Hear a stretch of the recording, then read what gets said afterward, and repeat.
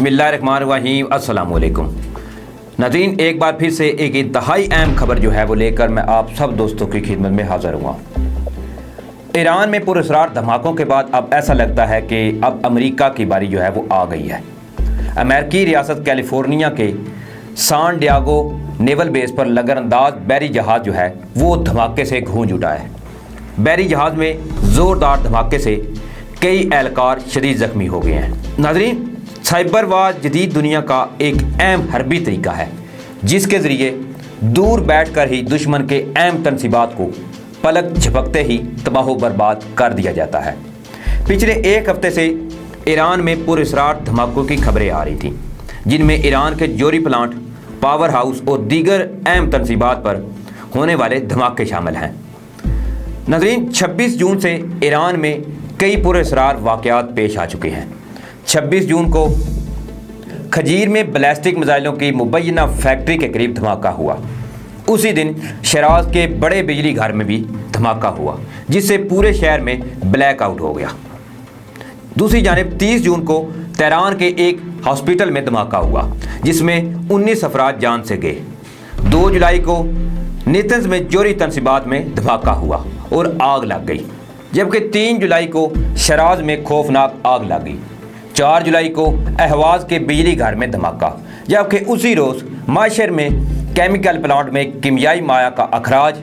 ये तमाम वाक़यात जो हैं किसी पुरअसरार सिलसिले की कड़ियाँ मालूम होती हैं। और ताज़ा तरीन हमला जो है वो ईरानी दारकूमत तेहरान के करीब बाकर शहर में हुआ, जहाँ धमाके से 2 अफराद हलाक और 3 ज़ख्मी हो गए।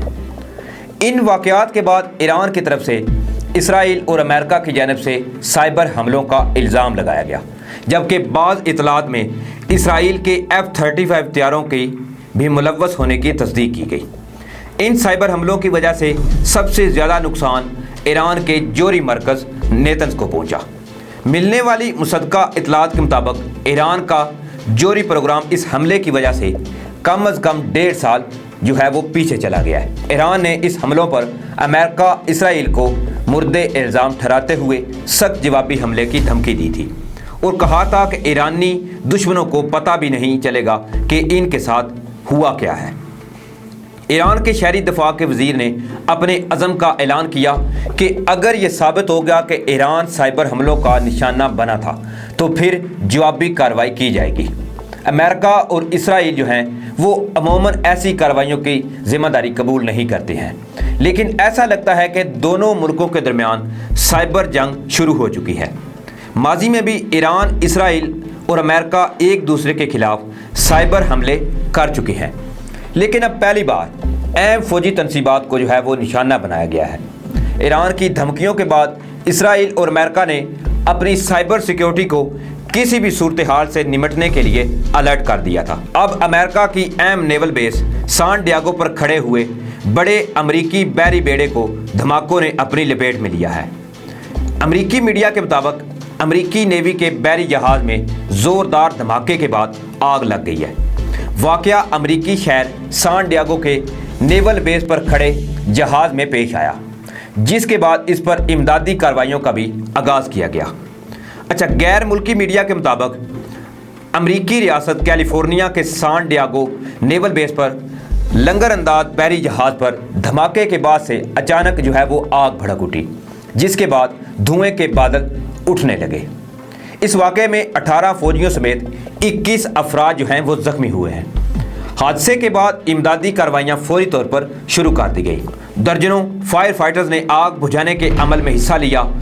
दूसरी जानिब अमरीकी मीडिया के मुताबिक बैरिया का जहाज़ बहरी अड्डे पर मरम्मत के लिए लंगर अंदाज था।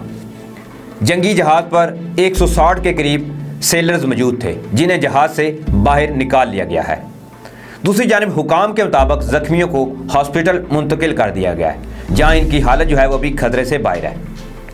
अमरीकी फौजी हुकाम होने वाले धमाके की वजूहात जो है वो जानने की मुसलसल कोशिश में लगे हुए हैं और ज़राए के मुताबिक किसी भी तकरीब कारी को हरगिज़ नज़रअंदाज नहीं किया जा सकता। ईरान, अमेरिका और इसराइल इससे पहले भी एक दूसरे पर, मैं आपको ऑलरेडी बता चुका हूँ कि साइबर हमले जो हैं वो कर चुके हैं। अगर इससे पहले की बात करें तो ईरानी जनरल सुलेमानी की शहादत के बाद जो ईरानी हैकर्स हैं इन्होंने अमेरिकी हुकूमती एजेंसी की वेबसाइट जो है वो हैक कर ली थी। हैकर्स ने वेबसाइट के होम पेज पर ईरान के सुप्रीम लीडर आयतुल्लाह खामनाई की तस्वीर के साथ साथ अमेरिकी डोनाल्ड ट्रंप की एक एडिट शुदा तस्वीर भी लगाई और लिखा था कि ईरान की साइबर ताकत का ये सिर्फ एक छोटा सा नमूना है। ईरान, अमेरिका और इसराइल कशीदगी के तनाज़ुर में माहिरीन जो हैं वो हमेशा से ही ये ख्याल रखते हैं कि ईरान और इसकी प्रॉक्सीज के पास बेहतरीन साइबर हथियार मौजूद हैं जो कि जदीद और बेहंग साइबर लड़ाई में इस्तेमाल किए जा सकते हैं और इनके हकीकी दुनिया पर जो है वो गहरे असरात हो सकते हैं। लेकिन लगता ऐसे है कि जिस काम का आगाज़ इसराइल अमेरिका की तरफ से किया गया, अब इसका अंजाम जो है वो ईरान ही करेगा।